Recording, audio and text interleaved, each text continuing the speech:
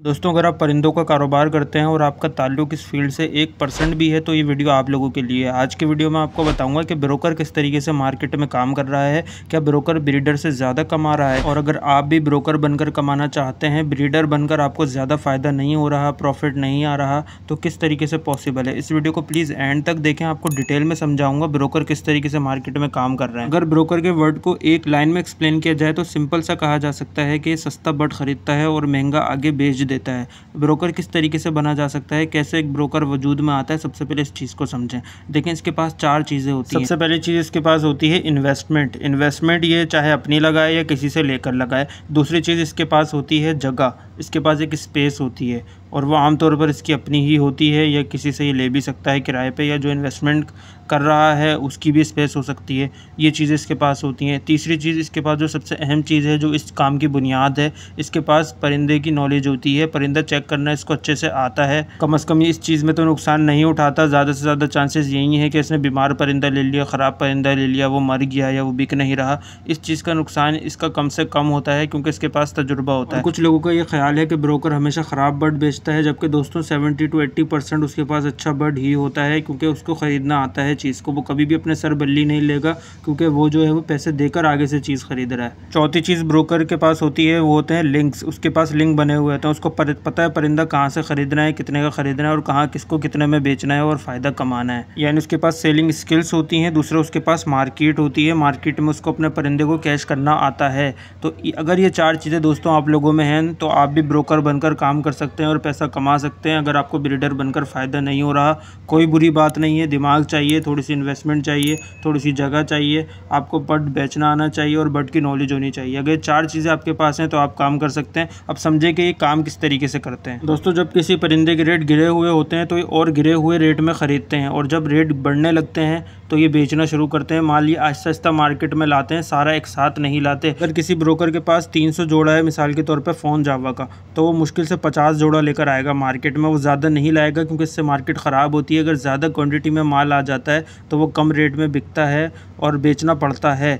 तो ये थोड़ा थोड़ा करके मार्केट में माल लाते हैं अगर इनके पास ज़्यादा क्वांटिटी में मौजूद होता है। अगर मिसाल के तौर पे फ़ोन जावा चल रही होगी 4000 में मार्केट में, तो ये ख़रीदेंगे 2500 या 3000 रुपये के हिसाब से। और अगर रेट फ़ोन जावा का नीचे भी आता है तो ये इतनी कम कीमत पे ख़रीदते हैं कि इनको फिर भी नुकसान नहीं होता, क्योंकि इनको पता होता है कि यार रेट नीचे आ रहे हैं, परिंदे को जल्दी निकालो। और आपने देखा होगा जो ब्रोकर होते हैं ये आम तौर पर आपको ऐसा लगता है कि मार्केट गिरा रहे हैं, ये सस्ती चीज़ बेच रहे हैं, जबकि ऐसा नहीं है। और आप बाद में देखते हैं कि यार इस परिंदे के रेट तो उससे भी ज़्यादा नीचे आ गए जितने का ब्रोकर दे रहा था, तो इसका मतलब ब्रोकर फ़ायदे में था। ये बात आपको बाद में समझ में आती है, उस टाइम नहीं आती। ऐसा लगता है कि जो है वो ब्रोकर जो है वो मार्केट गिरा रहा है, जबकि वो गिरा नहीं रहा होता। वो अक्लमंदी का मुजाहिरा करता है क्योंकि जिसका ज़्यादा पैसा लगा होता है ना, वो ज़्यादा रिसर्च करता है। उसको पता होता है कि यार रेट नीचे आ गया तो मेरा नुकसान होगा।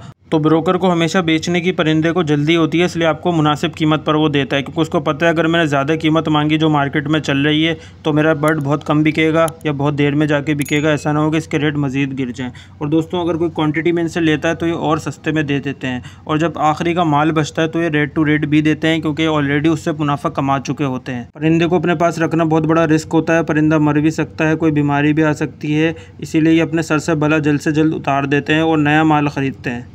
अब आपको दोस्तों ये बात तो समझ में आ गई होंगी कि परिंदों के ऊपर ऑफर्स क्यों लगती हैं, 10 जोड़े लेने पे 1 जोड़ा गिफ्ट क्यों दिया जाता है। दोस्तों, इस टाइम ब्रीडर को नुकसान हो रहा है जबकि ब्रोकर को फ़ायदा हो रहा है, क्योंकि ना इसने ब्रीड लेनी है, ना इसने सीज़न का इंतज़ार करना है, ना इसको दाने पानी की इतनी ज़्यादा टेंशन लेनी है, ना इसको बहुत ज़्यादा सॉफ्ट फूड देना है।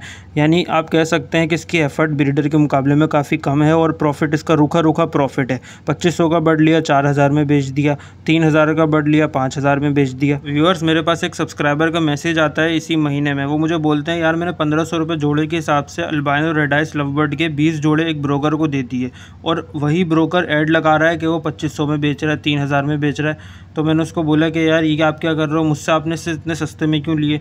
मैंने बोला आपको उसने ऑफ़र दी होगी कि आप इतने में देते हो, आपने उसकी ऑफ़र एक्सेप्ट करी और उसको 1500 रुपये जोड़े में दे दिया होंगे। उसने बोला शाजू भाई बिल्कुल ऐसा है। तो मैंने अपने सब्सक्राइबर को बोला भाई अब उसकी मिल्कियत है, वो जितने मर्जी रेट लगाए, वो 10,000 की बेचे, आपने क्यों सस्ते में बेच दिया। उसकी बातों में आके या आप अफरा तफरी जो मार्केट में मची हुई थी, मिसलीडिंग हो रही थी कि जो है वो रेट बहुत ज़्यादा गिर जाएंगे, बिल्कुल ही कचरा हो जाएंगे, फ्री में भी कोई नहीं लेगा, तो आपने क्यों इतने सस्ते में दे दिए। देखिए देखें हर बंदा कमाता है दिमाग से। आजकल चल रहा है स्मार्ट वर्क का टाइम। जो ज़्यादा मेहनत करेगा ज़रूरी नहीं है वो ज़्यादा कमा सकेगा। जो स्मार्ट वर्क करेगा, अपना दिमाग इस्तेमाल करेगा, मौक़ों से फ़ायदा उठाएगा, वही कमा सकेगा। इमोशंस को दोस्तों कुचलना पड़ता है हर काम में।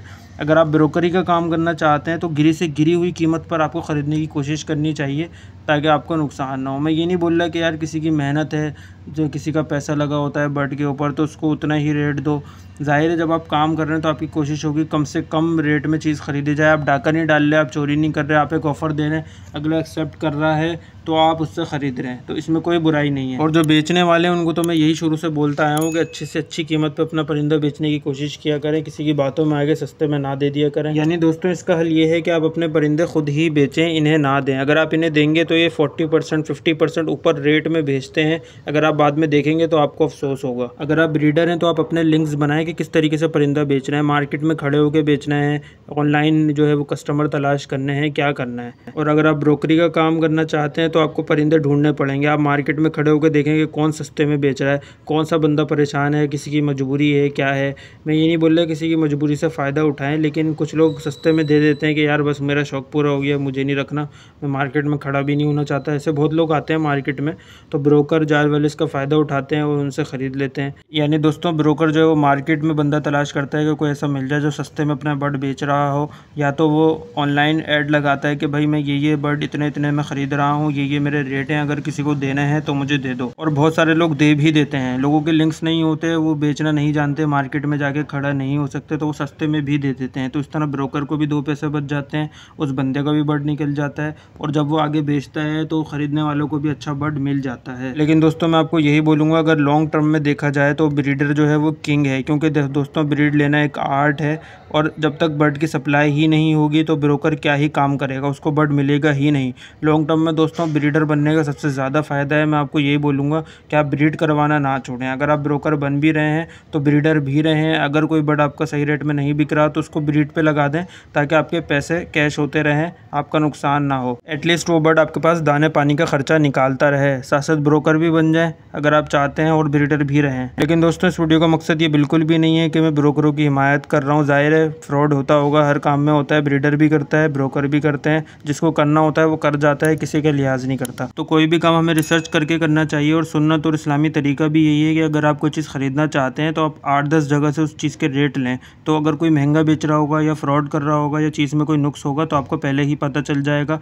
और अगर आप अपनी ही कोई चीज़ बेचना चाह रहे हैं तो भी उसके रेट लें, ताकि आपको पता हो मार्केट में असल रेट क्या चल रहे हैं इस चीज़ के। सेम चीज़ दोस्तों परिंदों के काम में भी अप्लाई होती है। दोस्तों इस टॉपिक को ऑलमोस्ट मैंने कंप्लीट करने की कोशिश करी है, लेकिन अगर कोई बातें ब्रोकर के हवाले से रह गई होंगी तो वो इंशाल्लाह किसी नेक्स्ट वीडियो में मैं ज़रूर कवर कर दूंगा। अगर आपको ये वीडियो पसंद आई है तो प्लीज़ वीडियो को लाइक ज़रूर करें, चैनल पर नए तो सब्सक्राइब करें। इंशाल्लाह नेक्स्ट वीडियो में आपसे बहुत जल्द मुलाकात होगी। अपना बहुत ज़्यादा ख्याल रखिएगा। अल्लाह हाफ़िज़।